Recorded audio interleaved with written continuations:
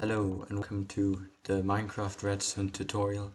In this video I'll be going through all Redstone components and their main properties. This is being done on Bedrock Edition, however I will also point out things that do not work on Java. So either edition might be great to stick around anyway. So I hope you enjoy.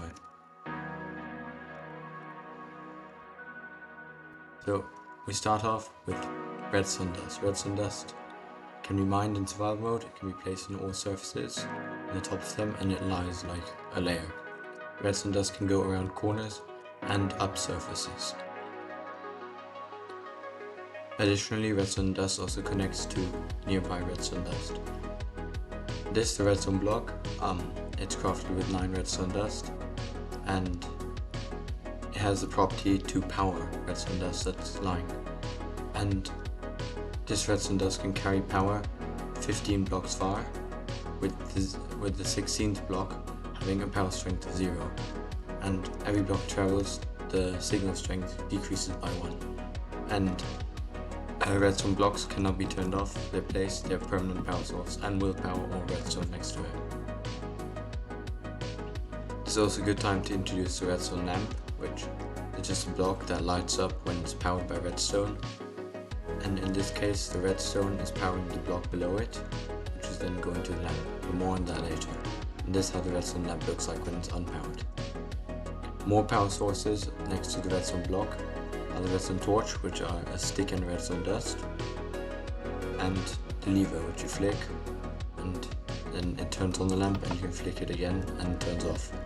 There's also buttons, where the wood button and the stone button, where the wooden button powers it 50% longer than the stone one. Additionally, another way to power redstone dust is the tripwire hook, where you step on it and it powers the dust, and while you're not stepped on it, it does not power it. There's also the pressure plate, the wooden one, where it can detect players, and the stone one.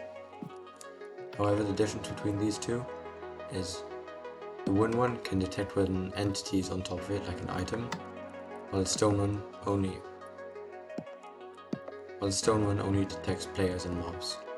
There's also the gold weighted pressure plate, which seems to be a normal pressure plate for now. However, the signal strength goes up depending on how many different items are on it. So if I get one of each of these 4, I can put. And as you see, I put 4 different items, it goes up by 4. The iron one works similar, however you need to put 10 times as many items. So I'd have to put 20 items on here to have it go to redstone dust or signal strength. Next up we have the observer, which it detects a change in the block in front of it. Here I have the bell, so when I ring the bell, it pulses this briefly. Next we also have the daylight sensor, which it detects when it's daylight and emits a power signal. However, if we make it night, it turns off the lamp. However, you can interact with the daylight sensor, make it blue, and it's now a night sensor. And then when we go back to daytime, it turns off again and on if the daylight sensor's on. Yes. So, more ways to interact with redstone and help create power is, this is a trap chest, you can open it and as you see turn the lamp on. There's also the tiger block, which can detect when arrows or tridents hit it. And there's the lightning rod, but for that we will need it to be thunderstorm weather. And now we can hit it with the lightning rod and it will power the lamp briefly.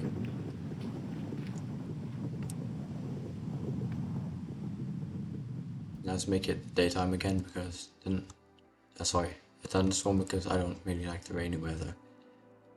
Next, back to signal strength. Here I've made a really long swirling path, which is way too long to reach the lamp on that side, as this is the 15th block and that's the 16th one, as you can see. However, using a repeater, we can extend the signal back to 15 and allow it to travel. This comes at a cost, however, that each repeater adds 1 redstone tick of delay. one redstone tick is 0.1 seconds. And as you can see, after a lot of repeaters, the lamp is significantly slower in activation. Good. So redstone, aside from the redstone lamp, there's multiple things that redstone can power. This includes fence gates, wooden doors, iron doors, where the difference is you cannot toggle the iron door with your hand while you can the wooden one. There's the trapdoor, where there's also an iron variant with the same properties, a note block, a lamp, the bell, a minecart, on powered rails, a dropper, a dispenser. The difference is the dropper just drops the item as in that's why it's in my inventory, while the dispenser actually shoots the arrow out. A piston, which can push the block, and a sticky piston, which pulls it back again. There's also TNT.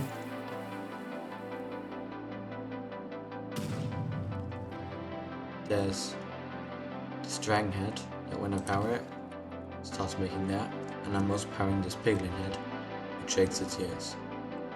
Additionally, we also have the drip leaf, where usually when you stand on it, it eventually gives way and you fall through. However, when powered, it immediately resets if it's falling, and it does not go down. Redstone can also power normal rails, causing them to switch directions. And if I get a minecart,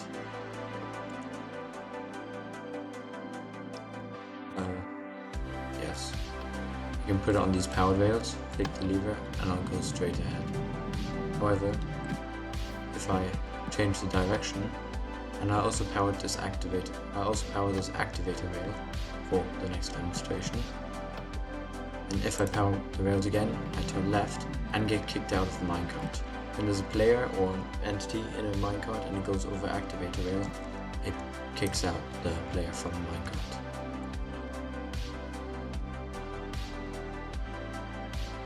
Yes. The next component I'm going to introduce is the comparator. The comparator is what a lot of people find confusing. So, yes, wait, one more thing. Another way to power redstone does, which I forgot to mention, is the detector rail. It detects when the minecart's on. So the comparator. The comparator in its normal mode looks like this when placed, as you can see, and it just sees which signal is larger. The one that comes in from the back, where there's two lines like this, or the side input. For example, if we power it from very close, this will be 15, and this will be 14, due to signal strength principle that I showed there. And if we power one from further away, where this is 15, 14, 13, 12, we can see that the one coming from the back, 14, is larger than 12, so the signal passes through, and 14 from here goes here. However, if we power the furthest one from here, and the closest one from here, we can see that this number is larger than this one, because this is now 14 and this 12, so it does not pass through. Next up, we have when you toggle a comparator, it activates this light at the front, and now it's in subtraction mode. This was comparison mode. In subtraction mode, if this one's larger, and this, to make it large, this one's now 14 coming in, and I can power this, so there's 12 going in. It also still powers, however it subtracts the values. Because this is 14, and that's 12, it will travel 2 blocks far, the redstone does. And as you can see, that one's no longer powered. So yes, that's what subtraction does. The final property of a comparator is that it can detect the content, whether there's something in something like a chest or a variety of items. It can do this through one block of wall, however it cannot do it around the corner as be a straight line. Depending on how full the item is, for example a chest, or in this case a composter, the signal is stronger. With one composter layer, it's a signal strength of 1. With 2 layers, it's 2, then 3, 4, 5, 6, all the way to the 6th layer. The 7th layer produces a signal strength of 7, however when the compost has finished composting, it produced an 8th layer. All the items that can be detected with a comparator are minecarts with a chest, where the comparator can also detect the detector rail to see how much is in there. A hopper, furnace, blast furnace, smoker, a respawn anchor, a brewing stand with items in it. All of these have items in it. A chisel bookshelf, a lectern, a cauldron, what's this? A composter, a chest, a trap chest, barrel, shulker box, jukebox, and there's disc in there. An item frame with an item in it, tool block, a dropper, dispenser, a crafter, a lit copper bulb, a pot, and an end portal frame with an item in it. And that's the comparator. There's actually more stuff that the comparator can detect, however I definitely won't know all of them, and I will come back to that later. So now we're going back to a principle about simple redstone repeaters. We're going to talk about hard power and soft power. When a block gets directly powered by a repeater, it's being hard powered. This means that when the block's being hard powered, redstone dust can pick it up through the side, the lamps can pick it up through the side, and the repeater can pick it up on the other side. However, and hard powering can be done to observers output hard powers blocks, repeaters, and most power sources such as pressure plates and buttons and what's called levers. Most of the things I mentioned over there. However, if we have just redstone dust going into a block, it is now soft powered. Redstone cannot pick it up through the side. However, because it is still sort of powered, soft powered, lamps can still light by it. However, repeaters can take the output through the other side when a block is soft powered. And finally, we have when it's not powered at all. Redstone blocks, when directly placed next to the block, of course the block is still powered, like a lamp, it can power its nearby surroundings. However, repeaters do not take an output, neither do redstone dust. The same goes to redstone torches. In order to get the signal to go through, we have to soft power it at least with redstone dust. Additionally, the mechanic of climbing redstone is very useful. However, if you need to go vertically up, it doesn't work. That's because it's being cut off over here and will not power. The solution to this is using an opaque or transparent block like glass. These cannot be powered, as you can see here, because it's transparent and no signal cannot be powered, even if you use a repeater to hard power it. However, you can see that if you use glass, you can still manage to get the signal to go straight up. It does not get cut off as like that. Additionally, glass allows the signal to go up and down. The difference is slabs. If you use slabs or any half block, the signal can go up. As you can see, both lamps are lit. However, when you power it at the top, it does not go down. This may seem annoying, however it's very useful in making one-way signals. Here the signal can go fully, while this way it can only reach here, so you can prevent a signal from going both ways. Another property of redstone dust is that if you can take a guess, which of these blocks do you think will get lit? So yes, when I light it, only these blocks got lit. These got lit because the blocks below are being the dust are being soft powered, and these two got lit because redstone dust directly went into the block. However, these did not, because as you can see, the redstone dust is pointing straight and not connecting to it. The same goes here. It goes to the middle and goes both ways, and therefore that does not get powered. Some blocks can redirect redstone, such as pistons and sticky pistons, and target blocks. Target blocks is another component I'm about to introduce. They're very useful because it allows us to get the block powered right next to redstone dust, which usually wouldn't be. So if I want to get this lamp to be powered here, I could use a target block.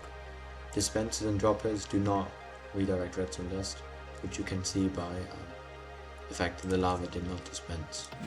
If I place redstone dust on top, you can see the signal now curves in. When I flick it, places the lava. But I don't want lava spilling anywhere.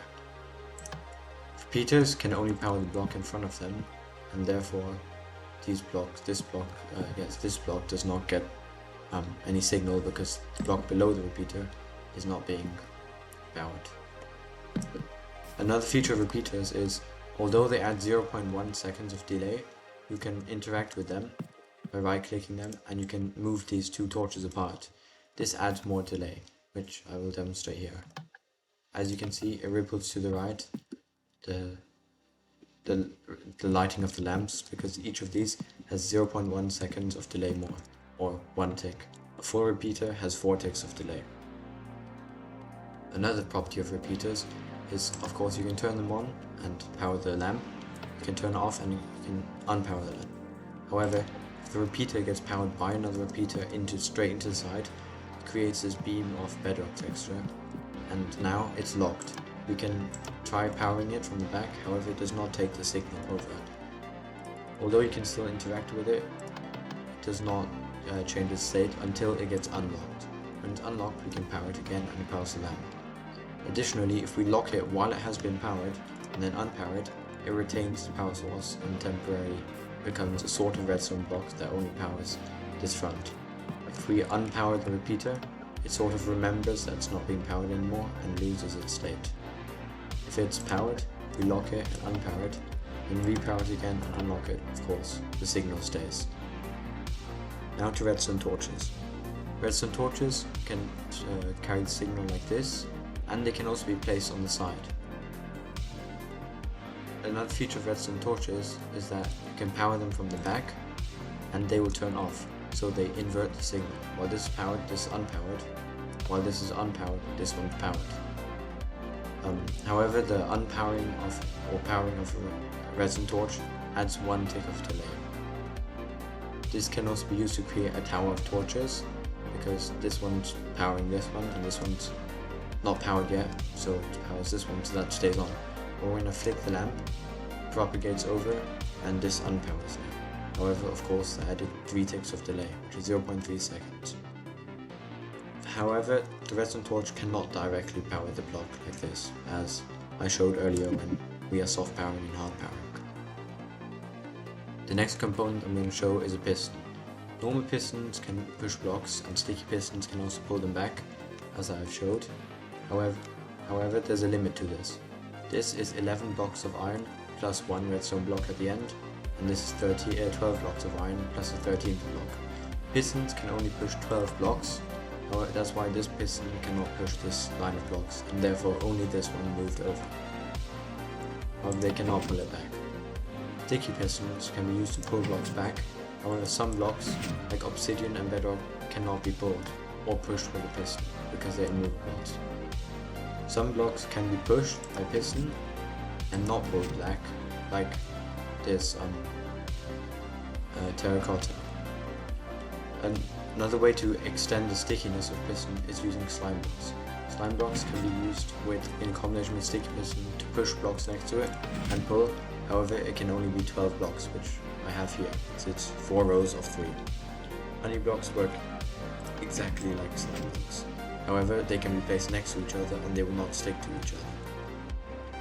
Here we can see that also slime blocks follows logic that they cannot be sticking to immovables or not sticky blocks like this one.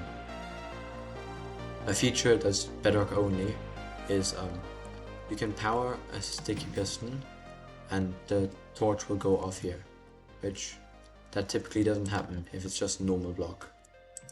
This also works even if the piston does not extend.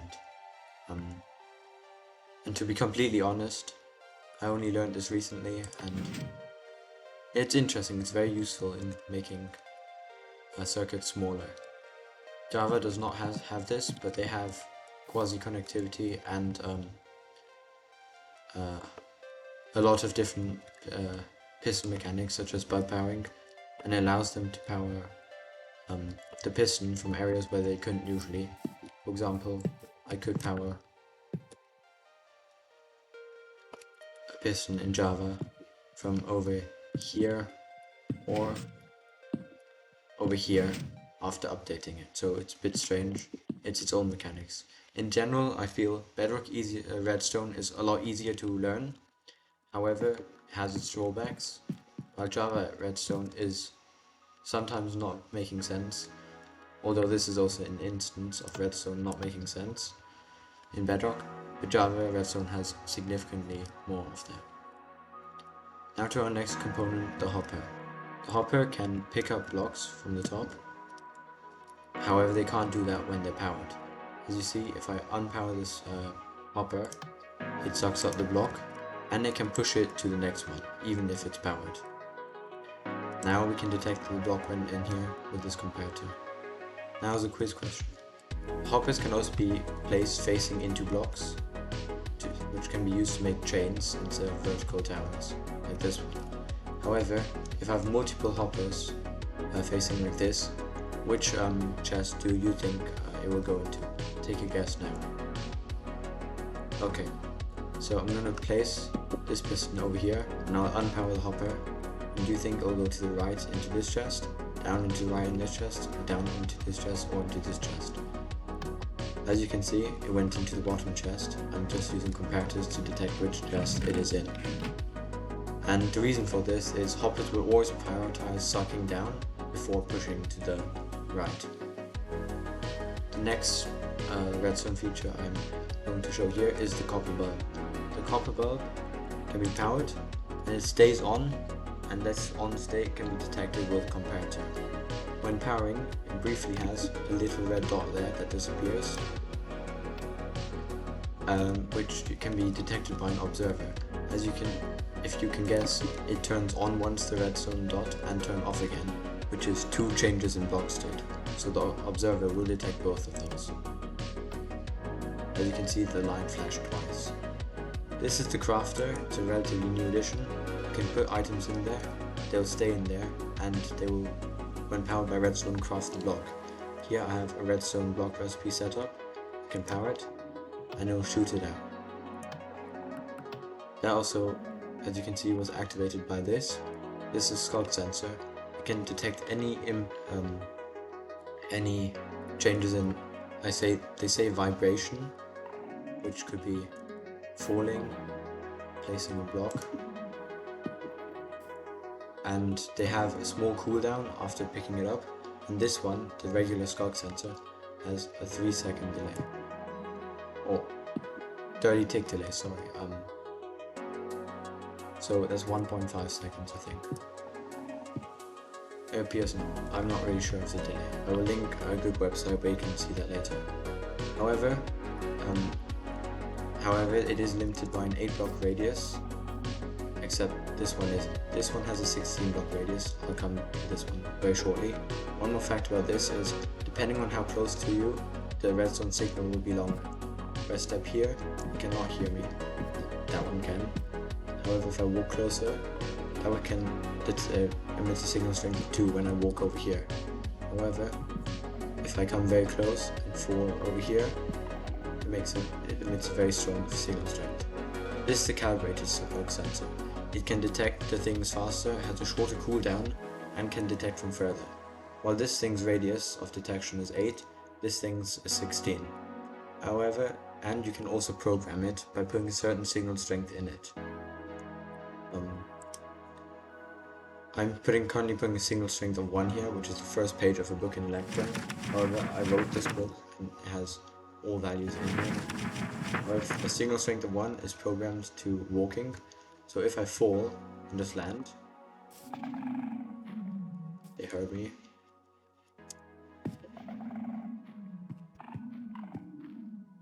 Okay, I guess falling and walking is in the same category. However, it will not hear placing blocks or breaking blocks.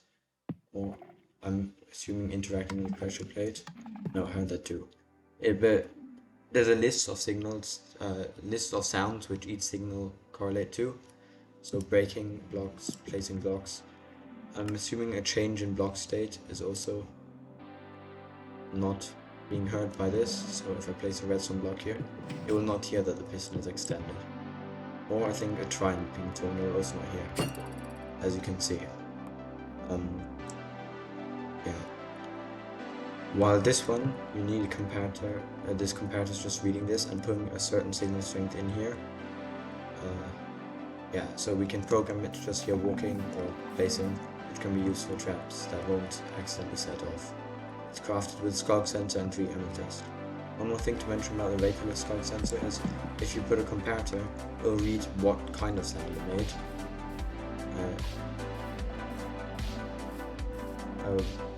And signal strength will detect the power, while a uncomparated will detect the distance to the skulk sensor. You could also technically put a comparator facing out here, but that's useless because you're already filtering it for one certain sound, so there's no point in reading what sound it was. And yeah, that's every component in Redstone explained. Some of them maybe weren't explained that greatly, like the skulk sensor. And of course my knowledge is not infinite, so I'm going to link the page from the Minecraft wiki where it explains each component, and in the next video I'll show some simple circuits that you should probably know if you're doing Redstone. If I miss anything, you can feel free to leave in the comments. However, other than that, I hope you enjoyed the video and maybe will consider subscribing. Thank you very much.